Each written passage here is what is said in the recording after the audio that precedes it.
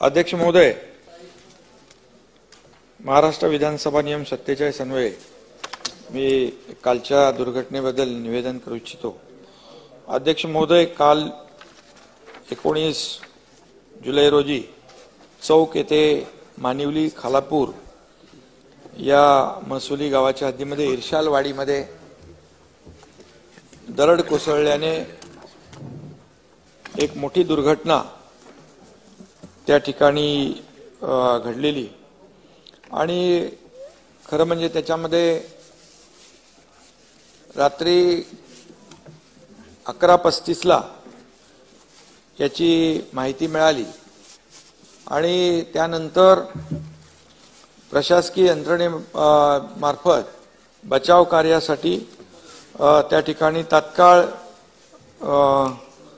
अतिशय दुर्गम भाग होता, पाऊस होता, वादळ वारा होता, सगळे होतं, परंतु अशा परिस्थितीमध्ये नाही ते पण होते काल तिकडे।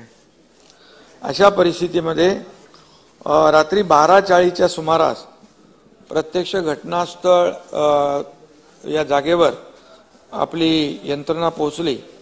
मी सातत्याने त्यांच्या संपर्कात होतो। उपमुख्यमंत्री देवेंद्रजी होते, नंतर उपमुख्यमंत्री अजितदादा देखील सकाळी आपल्या वॉर रूम मध्ये कंट्रोल रूम मध्ये होते आणि त्यावेळेस तिकडे एक तात्काळ तिथलं स्थानिक बचाव कार्य करण्यासाठी यशवंती हायकर्स त्या सामाजिक संस्थेचे 25 स्वयंसेवक आणि चौकातल्या या ठिकाणचे 34 ग्रामस्थ, तिथले दुसरे वरोसेचे 20 ग्रामस्थ, नगरपालिका खोपोली या तिथले कर्मचारी, कोलाडचे रिव्हर फायटर असे सगळे लोक तातडीने त्या ठिकाणी पोहोचले। एनडीआरएफच्या 4 टीम त्या ठिकाणी पोहोचल्या, 100 जवानांच्या, टीडीआरएफच्या 80 जवान, त्याचबरोबर स्थानिक बचाव पथकाच्या 5 टीम यांनी बचाव कार्याच्या कामामध्ये खरं म्हणजे एक मोलाची कामगिरी त्या ठिकाणी बजावली। आणि या घटनेची माहिती मिळताच मी सातत्याने आपले जिल्हाधिकारी असतील, एसपी असतील, आयजी असतील, तिथले प्रांत पण ताबडतोब पोहोचले, तहसीलदार ताबडतोब पोहोचले, 2 तासात तिथे घटनास्थळी पोहोचले आणि तिथून ते थेट त्या घटनास्थळावरून संपर्कामध्ये होते। नंतर मी आमचे मंत्री गिरीश भाऊ महाजन यांना फोन केला, मला महेश बालदी यांनी देखील फोन केला होता आणि गिरीश भाऊंना फोन केला, उदय सामंत आपले पालकमंत्री आणि दादा भुसे हे तात्काळ रात्रीच निघाले आणि जवळपास 3 वाजता ते त्या स्पॉटला 3ला तर गिरीश भाऊ वरती म्हणजे वरच्या जिथं घटना झाली तिकडे होते आणि महेश बालदी आणि गिरीश भाऊ, म्हणजे आपण विचार करू शकतो। मी पहाटे गेलो, परंतु रात्रीच्या परिस्थितीमध्ये तिकडे रस्ता नाही, गाडी नाही जात, वाहन व्यवस्था काही, सायकल पण नाही जाऊ शकत, अशी परिस्थिती होती आणि उंच डोंगर आणि त्या डोंगराच्या अगदी कपारीमध्ये हे गाव बसलेलं आणि बाकी सगळे लोक आपले खाली होते। ते अनिल पाटील होते, आपले मदत पुनर्वसन मंत्री, आदिती तटकरे, उदय सामंत होते, दादा भुसे होते आणि आपला हा पण होता, अनिकेत पण होता आणि अनेक लोक ज्यांना ज्यांना जसं माहीत पडलं तसं ते तिथे पोहोचले। सकाळी प्रशांत पण होता। सकाळी पोहोचल्यानंतर सगळ्यात महत्त्वाचं म्हणजे त्यांना बाहेर काढणं ही महत्त्वाची कामगिरी होती। बरं, आपण इतर वेळेला पाहतो की मशिनरी लागते, जेसीबी लागते, पोकलेनची आवश्यकता असली पोकलेन लागतात, सगळं लागतं, परंतु तिथं काही परिस्थितीच नव्हती। कारण आणि फार ते 50-100 वर्षापासूनचे तिथं राहणारे रहिवासी होते। दुर्दैवाने ते जी आपली दरड प्रवण क्षेत्राची यादी, त्या यादीमध्ये पण ते त्यांचं काही नव्हतं नाव आणि या सगळ्या परिस्थितीमध्ये एका बाजूने पूर्ण इशाळगड जो आहे तो असा डोंगरच कोसळला आणि सुरुवातीला तर अशी माहिती आम्हाला मिळाली होती की अख्ख्या गावावर 47-48 घरं त्या गावामध्ये आहेत. ते अख्खा डोंगर त्या घरांवर पडला अशी सुरुवातीची माहिती होती. परंतु त्या ठिकाणची आपले अधिकारी पोहोचल्यानंतर 17-18 घरांवर ती पूर्णपणे मलबा होता, कडा कोसळला होता. आणि अशा परिस्थितीत इर्शालगडाच्या पायथ्याशी तर आपण सगळी व्यवस्था केली होती, ॲम्ब्युलन्स होतं, सगळं होतं. परंतु वरती मॅन पॉवर म्हणजे मॅन्युअली करण्याशिवाय दुसरा पर्याय नव्हता. आणि म्हणून आपण जास्तीत जास्त लोकांना NDRFचे मग ते त्यांचे प्रमुख होते, त्यांच्याशी बोलणं केल्यानंतर त्यांनी सांगितलं की आपल्याला इथे मोठ्या प्रमाणावर मॅन पॉवर पाहिजे मलबा हटवायला. आणि मग ते सगळं ते काम करणारे फावडे, टिकाव, पार, घमेले हे सगळं घेऊन तिकडे ते वरचं काम चालू होतं. परंतु मग खालून पण आपण शिडकोचं डिगीकरला फोन केल्यानंतर त्यांनी बरीच मोठी मॅन पॉवर एक 500-700 हजारापर्यंत, म्हणजे त्याच्यामध्ये ते LNT होती, शापूरजी पालनजी होते, ते शिर्के होते आणि आणखी काही लोक होते. जे काही मिळाले त्यांना सगळ्यांना त्यांनी तिथे रवाना केला आणि मोठ्या प्रमाणावर तिकडे काम सुरू झालं. परंतु सगळ्यात म्हणजे महत्त्वाचं की चॉपरची व्यवस्था मला केंद्रीय गृहमंत्री अमित शाह साहेबांचाही फोन आलेला. तेही म्हणाले केंद्राकडून आपल्याला काय मदतीची आवश्यकता लागेल ते सांगा. त्यांनी 2 चॉपर हेलिकॉप्टर देखील तैनात ठेवले होते मिलिटरीचे. आणि त्यामधून आम्ही विचार केला की बाबा 2 छोट्या मशीन आपण सोडू शकतो का खाली, त्या देखील तोही प्रयत्न केला. परंतु वेदर पूर्णपणे खराब होतं आणि त्याच्यामध्ये पाऊस आणि वारा होता, धुकं होतं, सगळंच व्हिजिबिलिटी नव्हती.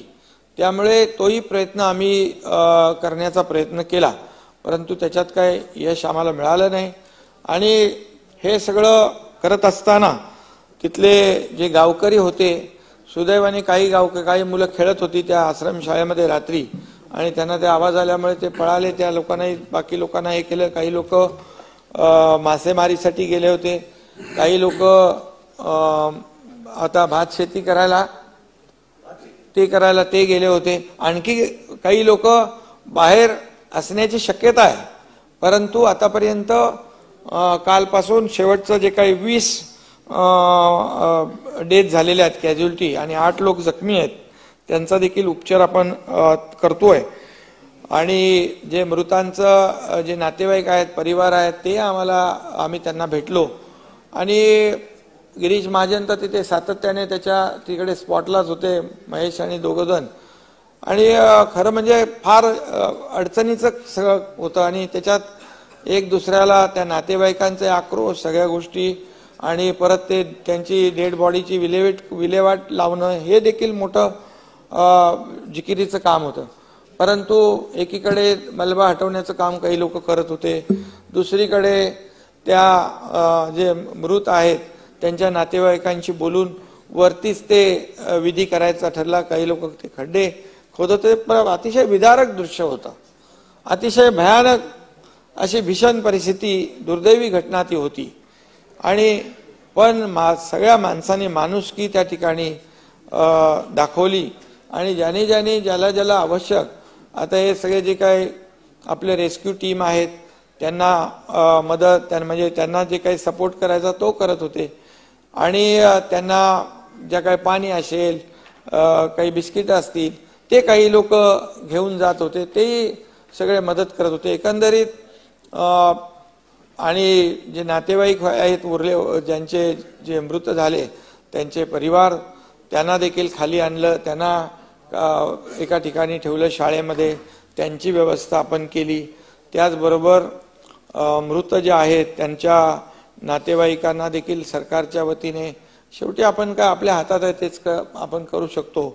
आणि ज्यांना वाचवायचं, ज्यांना NDRFच्यामुळे फार मोठी मदत झाली, एक 20-25 लोक तरी ते निघाले. आणि बाकी लोक जे आहेत, बाकी आवाजामुळे, त्या मुलांनी सांगितल्यामुळे फटाफट बाहेर आले, ते वाचले. परंतु जे अख्खा डोंगरच त्या 17-18 घरांवर कोसळला, ते त्याच्यामधून जे बाहेर होते, घरं बंद होती, तेवढे सुदैवाने बाहेर, त्यांचाही शोध सुरू आहे. आणि आपण अपेक्षा करूया, परमेश्वराकडे प्रार्थना करूया की तो जो बाहेरचा आकडा जास्तीचा असावा, अशा प्रकारची अपेक्षा सगळ्यांचीच आहे. पण जी वस्तुस्थिती आहे ती खरी वस्तुस्थिती, त्याला तर आपल्याला सामोरं गेलं पाहिजे. आणि म्हणून 20 लोकांचा आतापर्यंत दुर्दैवी मृत्यू झालाय, 8 लोक जखमी आहेत. त्या 20 लोकांना देखील आपण शासनाच्या माध्यमातून 5 लाख रुपयांची त्यांच्या परिवाराला मदतही आपण केली. जखमींचा खर्चही आपण शासन करतोय. आणि उपमुख्यमंत्री देवेंद्रजी आणि अजितदादा दोघंही सातत्याने संपर्क ठेवून होते. ती सांगत होते इकडून आपल्याला हेलिकॉप्टरचंही काय व्यवस्था ती, परंतु तिथे यंत्रणा आपल्याकडे होती, परंतु यंत्रणा वापरू शकत नव्हतो दुर्दैवाने. आणि म्हणूनच आजही तिथे आता सकाळपासून काल संध्याकाळ झाल्यानंतर बचाव कार्य थांबवलं, परंतु आज पुन्हा सकाळी सुरू केलेलं आहे. आणि यामध्ये सगळ्या ज्या टीम आहेत त्या टीमचं मनोधैर्य वाढलं पाहिजे, त्यांना एक मॉरल सपोर्ट मिळाला पाहिजे, त्यांच्या नातेवाईकांना थोडासा आधार मिळाला पाहिजे. म्हणून आमचे गिरीश महाजन यांचं मी खरं म्हणजे याच्यामध्ये कसं अभिनंदन धन्यवाद वगैरे काय बोलता येत नाही, परंतु रात्रीच ते पोहोचले महेश आणि बालदी आणि दोघं जण, त्यांना खरं म्हणजे त्यांचं कौतुक करायला पाहिजे. पण शेवटी अशा, आणि मी पहाटे गेलो, मी रात्रभर सगळ्यांच्या संपर्कामध्ये होतोच. आणि आपण गेल्यामुळे यंत्रणा सगळे हलते अलर्ट होते. नाना पण मला रस्त्यात भेटले, पण नानाला मी सांगितलं की फार असं चढ आहे त्याच्या, म्हणजे आपल्याला इच्छा असली तरी मी तर सुरुवात तर केली, पण एका स्टेजला जाऊन मलाही थोडंसं वाटलं. हे तर मला वरून फोन करत होते आणि त्यामध्ये मोठ्या प्रमाणावर एवढं उंचावर ते होतं की फार भयानक परिस्थिती होती. आणि एक स्टेजला पोचल्यानंतर म्हणजे मी विचार केला एवढे सगळे साहित्य घेऊन जात आहेत, त्यांना सॅल्यूट केला पाहिजे. कारण परिस्थिती तशी कठीण आणि प्रसंग बाका होता. एक आपला फायर ब्रिगेडचा जवान होता, तो देखील रेस्क्यूसाठी जात होता. तो रात्रीच पुढे जात होता आणि त्याने देखील प्रयत्न केले, पण त्याचा हार्ट अटॅकमुळे दुर्दैवाने मृत्यू झाला. त्याच्या परिवाराच्या मागे देखील आपण आहोत. परंतु हे सगळं जे आहे हे सगळं तिथला लोकांचा आक्रोश आणि सगळं पाहिल्यानंतर अतिशय म्हणजे हा दुर्दैवीच प्रसंग होता. आणि आपल्याकडे सर्व यंत्रणा सगळं काय असताना देखील आपण दुर्दैवाने वापरू शकलो नाही, ही मनामध्ये खंत आहे. आणि आज पुन्हा आपल्या तिथे सगळं चालू आहे काम. तिथून काही अशा प्रसंगामध्ये पहिल्या दुसऱ्या तिसऱ्या दिवशी पण काही लोक जिवंत निघालेली आहेत, असं देखील आपल्याला इतर दुर्घटनांमधून अनुभव आहे. आपण तेवढीच आपण प्रार्थना करू शकतो. आणि त्यांचं NDRF बाकी जी काय रेस्क्यू टीम आहे, या टीमचं काम जे आहे हा काम म्हणजे खरोखर वाखाणण्यासारखं काम आहे. आणि मनापासून ते काम करत होते, म्हणजे करायचं म्हणून नाही, एक स्वतः त्याच्यामध्ये जीव ओतून जीव धोक्यात घालून त्या ठिकाणी काम करताना आपण त्यांना आम्ही पाहिलेलं आहे. आणि यामध्ये सगळेच होते. आता ज्यांना ज्यांना माहिती मिळाली, आता आपले विधान परिषद विरोधी पक्षनेते अंबादास दानवे देखील त्या ठिकाणी आले, काही लोक आले. शेवटी आपल्याला माहीत पडल्यानंतर आपण त्या ठिकाणी जात असतो. परंतु आता या संपूर्ण लोकांची व्यवस्था जी आहे, ही व्यवस्था आम्ही तातडीने काल शाळेमध्ये तर तात्काळ केले, परंतु 60 कंटेनर आपण 50-60 कंटेनर मागवलेत. तिथे 30 कंटेनर आता आलेत. आणि ते सर्व 40-47 कुटुंब आहेत, त्यांची त्या कंटेनरच्या ह्याच्यामध्ये व्यवस्थित त्यांचं टॉयलेट बाथरूम आणि या सगळ्याची सोय त्या ठिकाणी होतीये. आणि ते आपण जोपर्यंत परमनंट त्यांचं पुनर्वसन आपण करत नाही तोपर्यंत त्यांची गैरसोय होऊ नये. शाळेमध्ये हॉलमध्ये ते एकत्र सगळं ते काही शक्य होत नाही. आणि म्हणून त्यांना सेपरेट आपण त्या कंटेनरच्या माध्यमातून देखील त्यांची व्यवस्था करतोय. जिल्हाधिकाऱ्यांशी मी स्वतः बोललो, देवेंद्रजी देखील बोलले की तातडीने यांचं पुनर्वसन झालं पाहिजे म्हणून एक स्पॉट देखील एक जागा आयडेंटिफाय केलेली आहे आणि सिडकोला आम्ही सांगितलेलं आहे की सिडकोचे जे MD आहेत आपले डिगीकर त्यांना सांगितलं तुम्ही आता तात्काळ तुम्हाला जागा दिल्या तिथं ताबडतोब घरं बांधून त्यांना आपण कायमस्वरूपी आणि तिथली व्यवस्था जी आहे त्यांना जे लागणाऱ्या आरोग्य सुविधा असतील ज्या काही सुविधा आहेत त्या सुविधा देण्याचा निर्णय देखील सरकारने घेतला आहे आणि तात्काळ ती घरं बांधून, कारण सिडकोकडे मोठ्या कंपन्या आहेत, इमिजिएट ते आपल्या त्या ठिकाणी ते करता येईल आणि त्यामुळे तोही देखील आपण निर्णय घेतलेला आहे। त्याचबरोबर आज कॅबिनेटमध्ये देखील अशा प्रकारच्या दुर्घटना ज्या आहेत या वारंवार होता कामा नये यासाठी जे दरड प्रवण क्षेत्र आहेत याची